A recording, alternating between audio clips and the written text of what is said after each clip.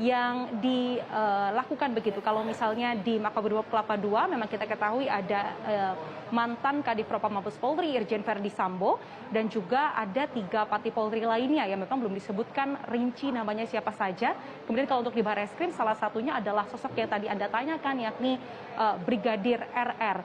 Dan kalau misalnya Anda tanyakan apakah sudah ada sangkaan ataupun dugaan peran ataupun motivasi mengapa Brigadir RR juga kini ditetapkan sebagai tersangka, kalau mengutip dari salah satu barang bukti ataupun dugaan barang bukti yang ditemukan oleh tim khusus yang memang saat ini masih kami konfirmasi, salah satunya adalah rekaman kamera pengawas tetangga di rumah dinas Irjen Verdi Sambo.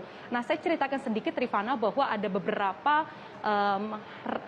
bukti begitu di kamera pengawas itu yang mematahkan kronologi versi Polri beberapa waktu lalu soal meninggalnya Brigadir J tanggal 8 Juli 2022, yakni pada tanggal 8 Juli ini di pukul 17.09 ada 2 mobil Lexus yang datang. Ini adalah yang pertama mobilnya adalah Putri Chandrawati dan juga ada Brigadir J di situ. Kemudian selang 2 menit setelahnya 17.11 ini ada mobil Sambo yang datang. Ini artinya mematahkan kronologi versi Polri yang menyebutkan bahwa Brigadir J ini meninggal dunia pada pukul 17.00 waktu Indonesia Barat.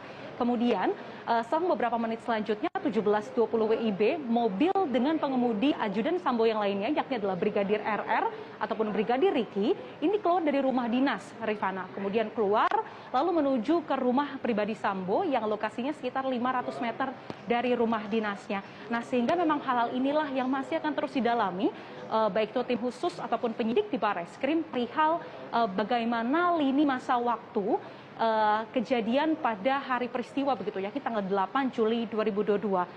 Kemudian juga yang akan didalami oleh tim khusus dan juga penyidik Barreskrim salah satunya ini adalah soal pertemuan Sambo dan juga beberapa pejabat Div Propam Polri tanggal 8 Juli pukul 10 malam di kantor divisi Propam Mabes Polri. Ada 2 agenda pemeriksaan itu dan kita masih nantikan Rifana.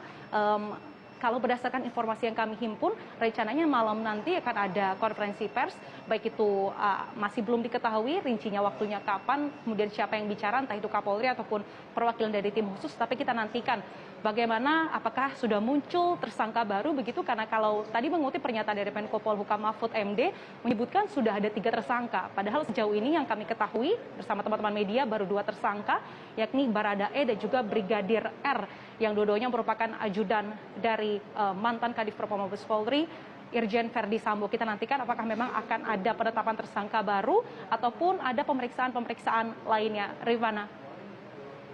Diana, setelah ini apakah Anda dapat informasi istri Verdi Sambo akan diperiksa oleh Barreskrim Polri? Kapan rencananya?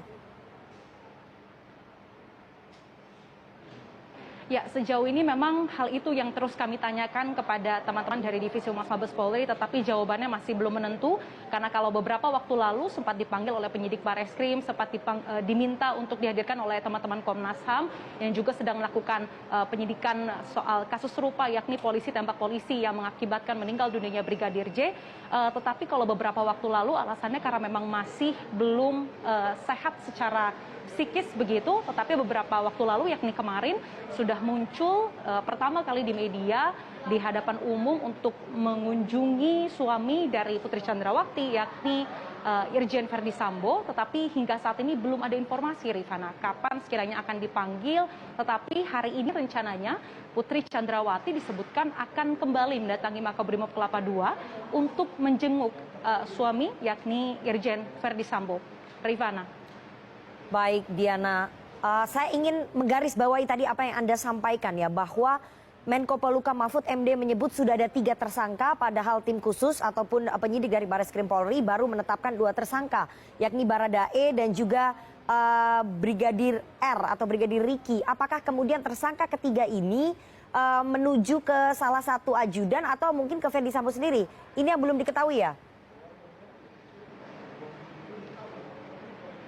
Betul Rifana, tentu segala kemungkinan terbuka apakah nanti akan ada tersangka baru dari ajudan Verdi Sambo yang kita ketahui totalnya ada 7 atau mungkin tokoh-tokoh tertentu seperti petinggi Polri dan lain sebagainya tentu memang kemungkinan masih semua terbuka.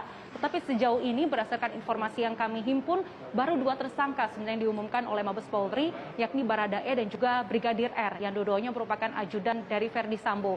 Sementara kalau untuk Verdi Sambo sendiri, memang masih dilakukan sanksi etik begitu, yakni mekanismenya, kalau saya kutip dari pasal 9 Peraturan Pemerintah nomor 2 tahun 2003 tentang peraturan disiplin anggota Polri, saat ini mekanisme yang sedang dikenakan ataupun dilakukan kepada Irjen Verdi Sambo ini adalah penempatan dalam tempat khusus ataupun patsus, sehingga anggota yang diterapkan patsus ini punya 21 hari begitu untuk ditahan di Makobrimob Kelapa II, dikenai hukuman disiplin, sehingga dalam 21 hari ini akan dimintai keterangan untuk menggali babak baru ataupun titik terang terkait kasus polisi tembak polisi yang melibatkan ataupun yang mengakibatkan meninggalnya Brigadir J.